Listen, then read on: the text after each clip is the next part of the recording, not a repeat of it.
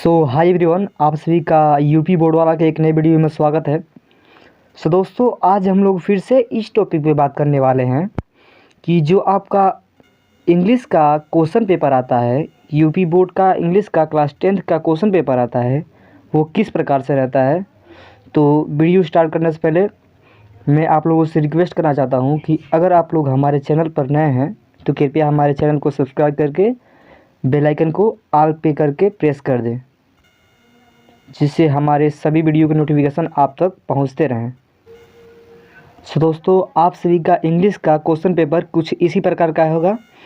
तो देखिए, इसमें कुछ जनरल इंस्ट्रक्शन दिए गए हैं, उनको सबसे पहले आप लोग पढ़ लीजिए।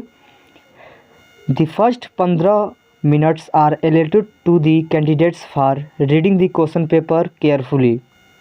इसका हिंदी होगा कि प्रारंभ के 15 मिनट परीक्षार्थियों को प्रश्न पत्र पढ़ने के लिए निर्धारित हैं। और दूसरा, ऑल क्वेश्चन आर कंपल्सरी, सभी प्रश्न अनिवार्य हैं। तीसरा, this question paper is divided into 2 part A and part B. यह प्रश्न पत्र 2 भागों में विभाजित किया गया है, खंड ए और खंड B. Part A consist of 20 multiple choice question carrying 1 marks each. Part 1 में 20 बहुविकल्पीय प्रश्न हैं जो 1-1 नंबर के हैं। Read the question which instruction and mark your answer on the OMR sheet. आपको क्वेश्चन को पढ़ना है और ओमार शीट पे उसको भरना है। उसकी वजह से आपका आता है पार्ट ए। पार्ट ए में जो पहला क्वेश्चन है, आपको देखिए उसमें क्या क्वेश्चन दिया गया है। Read the following passage carefully and choose the correct option to the answer option that follow. तो आपको एक पैराग्राफ दे देगा, उस पैराग्राफ को पढ़कर और नीचे दिए गए प्रश्न होंगे, उनमें से 4 ऑप्शन रहेगा, उसमें से कोई एक ऑप्शन सही होगा, उसको आप देखकर ओएमआर शीट पर उसको काले या नीले पेन से भरना है उसको।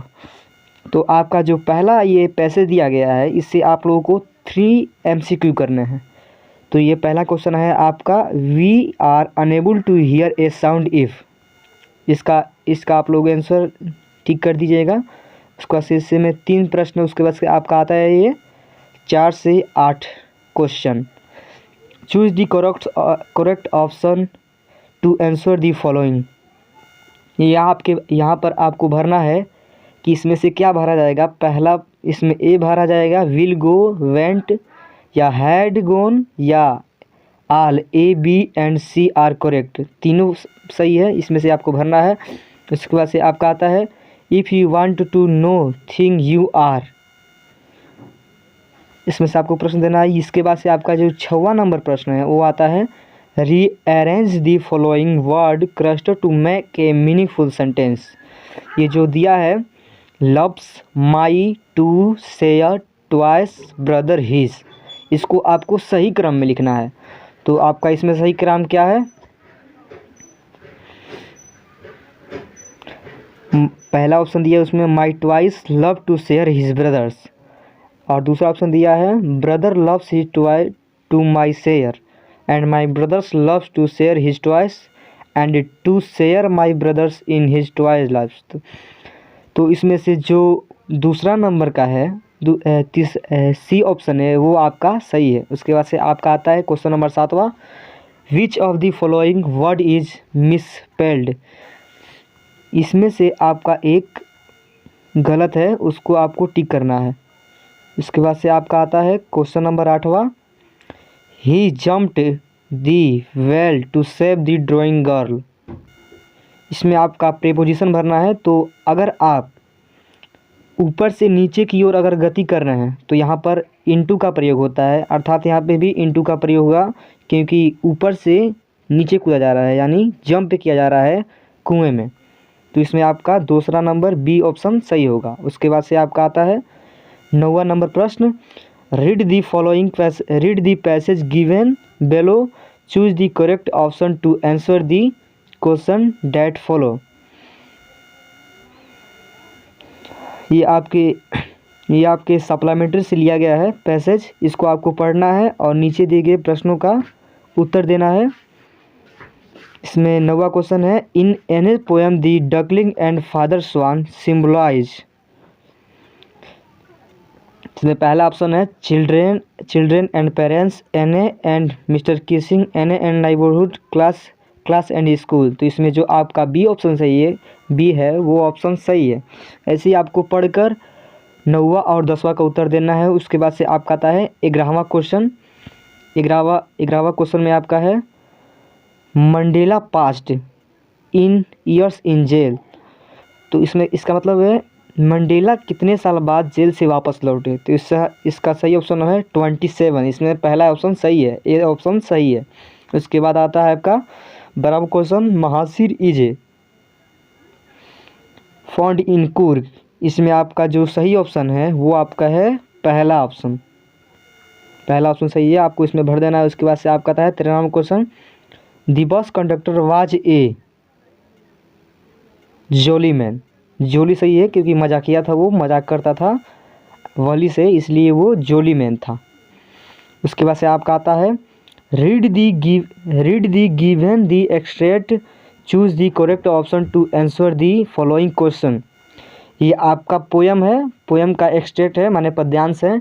जो पहले क्वेश्चन आपको देना पड़ता था वो आपका अब मल्टीपल चॉइस क्वेश्चन में आएगा। आपको पढ़कर और नीचे दिए प्रश्न होंगे, उसमें से आपको किसी 4 ऑप्शन देगा, उसमें से किसी एक पर टिक करना होगा। तो ऐसे ही आपको इसमें से उत्तर देना है कौन कौन सा, 14वां 15वां इस एक्स्ट्रा में से उत्तर देना है। उसके बाद से आपका आता है 16 number question, choose the correct option to answer the following question. आपको इसमें से पढ़ना है और उसका उत्तर देना है, it was a temptation to keep Tricki on as a permanent guest because. इसमें से आपका जो सही ऑप्शन है उस पर टिक करना है। उसके बाद से आपका आता है क्वेश्चन नंबर 17वां, Anil taught Hari to cook and right.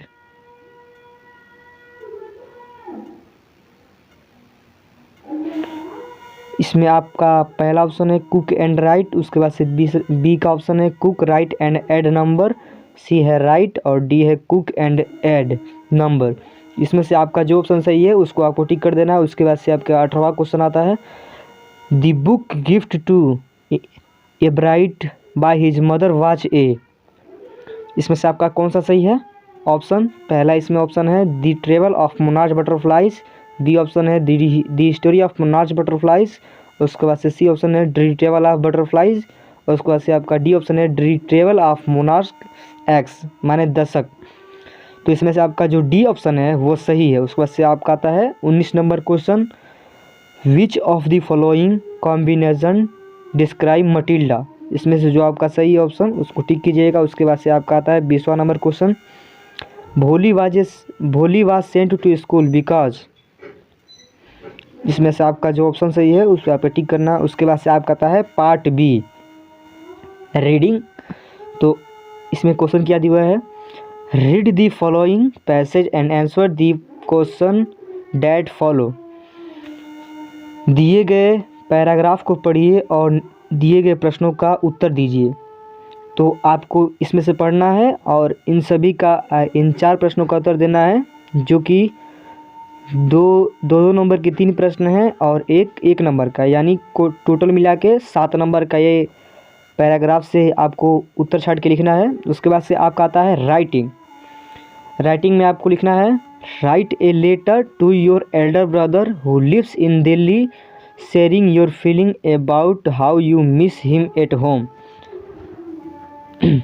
या और write an application to the principal of your school to complain that the water tank in the school are not being cleaned regularly.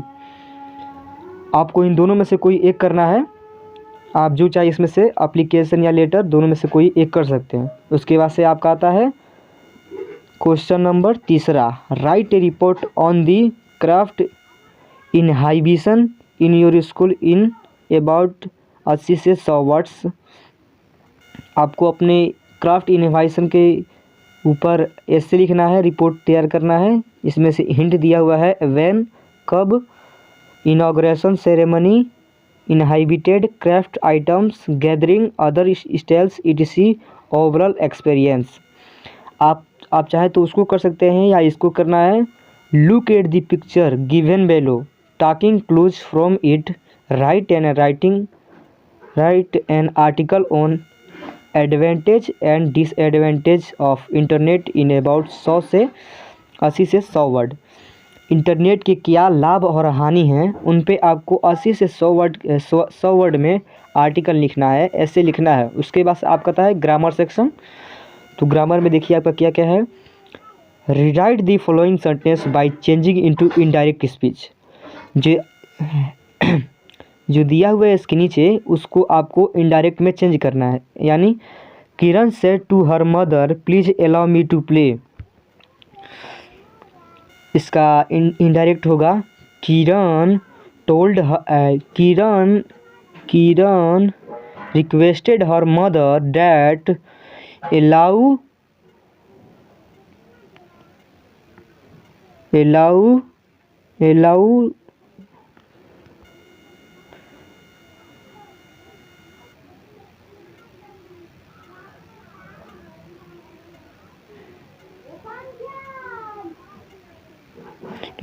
He to play. उसके बाद से आपका आता है B, change the following into passive voice. ये जो आपका दिया है I know you very well, इसको आपको पैसिव वॉइस में चेंज करना है। आप इसको चेंज कीजिए। उसके बाद से आपका आता है punctuate the following. The gardener said to me do not touch the flowers. इसको आपको पंक्चुएट करना है। यानी यहाँ पे सेड टू मी के बाद आपको कामा नोटेड कामा लगाना है, फिर से फ्लावर्स के बाद कामा नोटेड कामा। जो डू है इसमें जो डी स्मॉल लेटर है उसको कैपिटल लेटर करना है, तब आपका ये पंक्चुएट हो जाएगा। उसके बाद से आपका आता है ट्रांसलेशन। तो पहले ट्रांसलेशन 5 नंबर में आया करता था, अब आपका 4 नंबर में आएगा। उसके बाद से आपका आता है लिटरेचर, प्रश्नोत्तर। आपका 2 प्रश्न पहले देगा, उसमें से आपको किसी एक को करना रहेगा। फिर से 2 प्रश्न देगा, उसमें से आपको किसी एक का करना रहेगा। और प्रत्येक प्रश्न 3-3 नंबर के रहेंगे, दोनों मिलाकर आपका 6 नंबर हो जाएगा। उसके बाद आपका आता है answer any one of the following in about 60 word. Long answer है, आपको इसको 60 शब्दों में लिखना है और ये आपका 4 नंबर का है। उसके बाद से आपका आता है क्वेश्चन नंबर 7वां, mention a few difference between a tiger in the zoo and a tiger in the jungle about 40 word, और write 4 lines of any poem prescribed in your syllabus. Do not copy the lines given in his question papers. आप चाहे तो ए tiger in the जू और ए tiger in the जंगल के बारे में mention कर सकते हैं, या आपको सबसे बढ़िया रहेगा कि आप 4 लाइन का पोएम लिख दें। पहले ऐसे आता था कि सेंट्रल आइडिया लिखिए या 4 लाइन का पोएम लिखिए, तो वो ऐसे हट गया है। अब आपको उसका मेंशन करना रहेगा, उसके बारे में बताना रहेगा कि जो पोएम देगा, नहीं तो आपको 4 लाइन का पोएम लिखना था। आपके लिए सबसे परफेक्ट होगा कि आप 2 पोएम याद कर लें, जिससे अगर आपके क्वेश्चन पेपर में कोई भी एक दे दे तो आप दूसरे को लिख देंगे। उसके बाद से आपका आता है क्वेश्चन नंबर 8वां, write the central idea of any one of the following poem in about 40 to 50 words. 3 आपका दे देगा पोएम का, पोइट्री का लेसन, और आपका उसको सेंट्रल आइडिया लिखना रहेगा। उसके बाद से आपका आता है क्वेश्चन नंबर 9वां, answer any one of the following in about 30 से 40 वर्ड। ये आपके सप्लीमेंट्री से क्वेश्चन है। 2 क्वेश्चन दिया रहेगा, उसमें से आपको करना रहेगा एक। उसके बाद से आपका आता है सप्लीमेंट्री से long answer, answer any one of the following in about 60 word. आपको 60 वर्ड में आपको किसी एक प्रश्न का उत्तर देना है और ये 4 नंबर का है। तो ऐसे आपका ये पूरे हो गया 70 नंबर का प्रश्न उत्तर। उसके बाद से 30 नंबर आपका आंतरिक मूल्यांकन होगा, कुल मिलाकर 100 नंबर के होंगे। तो आज के लिए बस इतना ही, मिलते हैं इससे आगे नेक्स्ट वीडियो में।